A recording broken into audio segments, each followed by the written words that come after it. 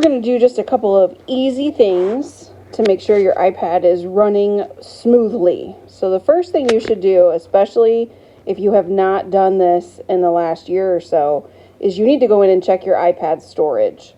So you're going to go to your settings, which is the button that looks like this. And then you are going to go to your iPad storage.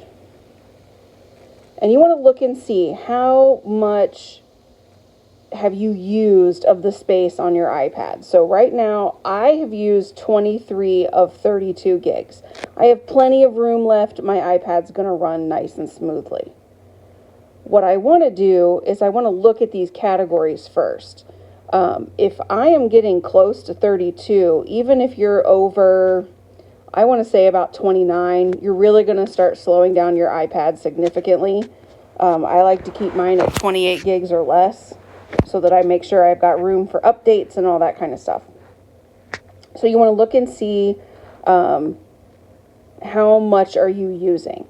If your photos, which in mine is that little green, if your photos are taking up a significant portion of your space, you need to go in and clear them out. I don't know if you are like a lot of the other students I've seen where there are 400 screenshots of the exact same thing. You don't need all those. Stuff that you did for assignments from previous years, delete them. Get rid of what you can. If there are pictures that you absolutely want to keep, you need to move those to your drive. If your iPad is ever wiped, anything that is on your iPad is gone. So make sure that you are, keeping your photos in a safe space. I can also look and see specific apps that are using space.